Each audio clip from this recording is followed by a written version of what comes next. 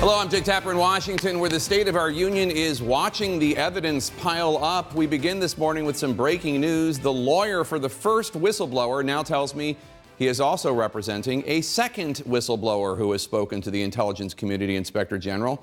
The news, first reported by ABC, is another development that could play into the impeachment inquiry into President Trump. And it's just the latest in a stream of new evidence this week, backing up the original whistleblower complaint against President Trump, including notably the president's own public call for not only Ukraine, but for China to investigate his potential 2020 rival. But perhaps most damning, House Democrats have obtained text messages between three senior U.S. officials discussing what looks like a quid pro quo, an office of X in exchange for Y with Ukraine, including this exchange. Quote, heard from White House, assuming President Zelensky convinces Trump he will investigate, quote, get to the bottom of what happened in 2016, we will nail down date for visit to Washington. Or this text from a senior U.S. diplomat in Ukraine. Quote, as I said on the phone, I think it's crazy to withhold security assistance for help with a political campaign. We should note, we invited the White House on to answer questions on the show this morning. They did not offer a guest. We also invited both of the president's personal lawyers, Rudy Giuliani and Jay Sekulow. They declined to appear. We invited every member of Senate leadership and the top House Republicans. They all declined or did not even respond.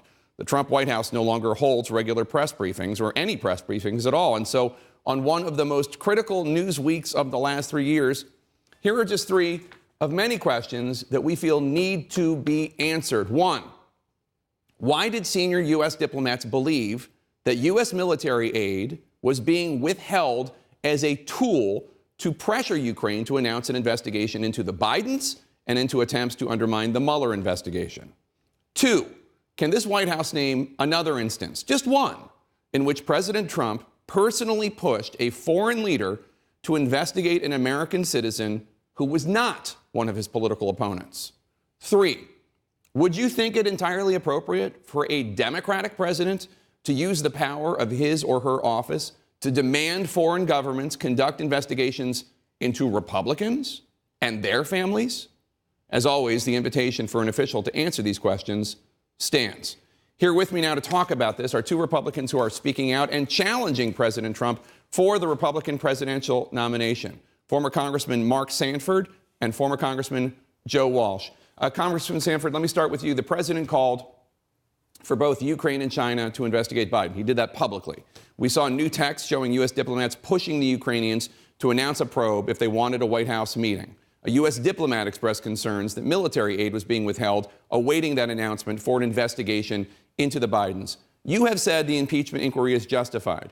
Would you vote to support such an inquiry if you were in the House of Representatives? I don't know. I suspect so. Again, I think we need to take this incrementally. I mean, I think to your point, there ought to be a vote before we go into the inquiry. If you look at the last three impeachments, and in fact one in which I actually took the vote, you formalize the process as opposed to having an open-ended process, which is the route that Pelosi is taking right now. But so you're not sure that you would vote for it? In terms of inquiry? Yeah, the inquiry. I would take the vote in terms of inquiry. I ultimately, as I've said previously, I don't know that ultimately impeachment's the best way to go. I think probably censure is, given the fact that we're this close to an election, but that's a larger conversation. Would I want to investigate this? Yes. Congressman Walsh, what do you say? I don't understand that. With all due respect, Mark, this president deserves to be impeached. Jake, nobody from the White House and no high-level Republicans are on this show today because there's nothing to defend.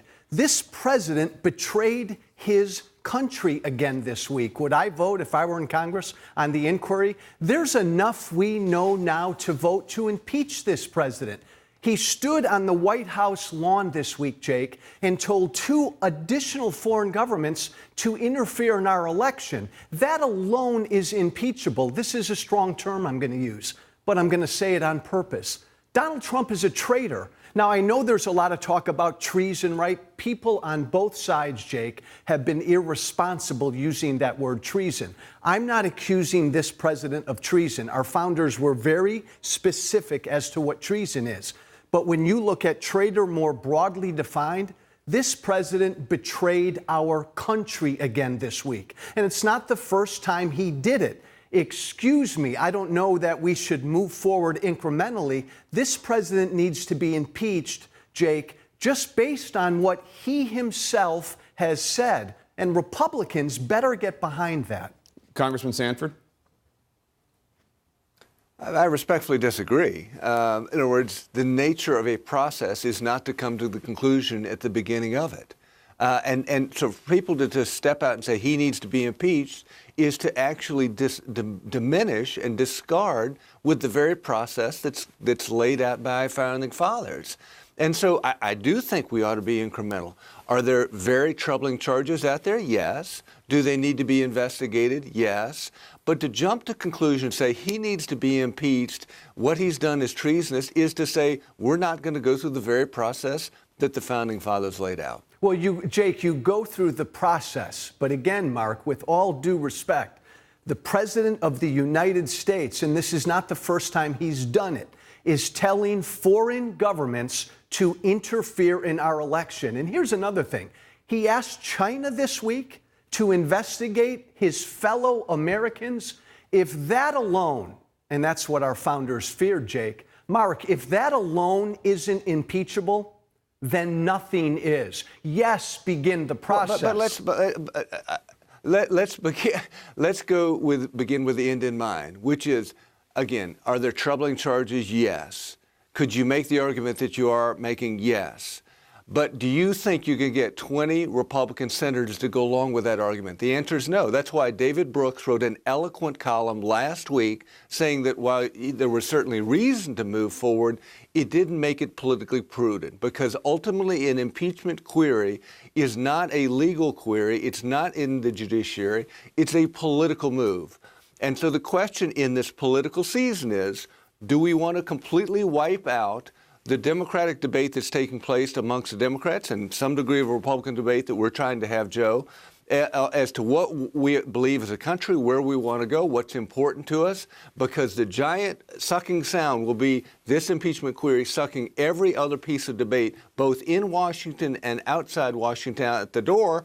And the question is, from an elitist standpoint, should 100 senators make the call on whether or not this president stays in office, or should we, in fact, have that query come next November? I think that's legitimate, and I think that there's precedent here. Andrew Jackson in 1834 was censured, and again, it said, we're not going to say nothing, but we don't know that we can actually pull off a change, therefore we're going to let the people decide. I just want to get some clarity, Congressman Sanford. Do you worry at all about a precedent where it is acceptable for a president to use the power of his office to pressure foreign leaders, especially of countries that really need U.S. help, like Ukraine, to pressure them to investigate rivals? Because if that precedent is acceptable, and I hear people in the president's camp saying that's okay, sure. Do you worry about that? Because that doesn't just end with the Trump presidency. It goes on forever, right? Right. I completely agree with you. Let me be 100% clear. I don't think it's right. End of story. The question is, what do you do about it?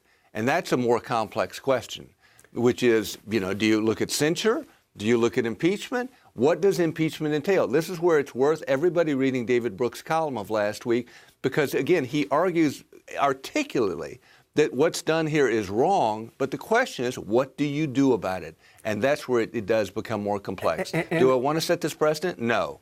And again, politics be damned, being politically prudent be damned, Jake. Yeah. We have a president who stood in front of his country and said, I want a foreign government interfering in our election. That can't be accepted. That's wrong. That's impeachable on its face. I want you to respond. I want to play some sound. No, but what you don't want to do, what you don't want to do is give Trump the reason to be able to say, I was absolved of guilt. That will set more precedent going forward than doing something like a censure. Because if you don't come up with the 20 Republican senators on the Senate side Guess what? He's not impeached.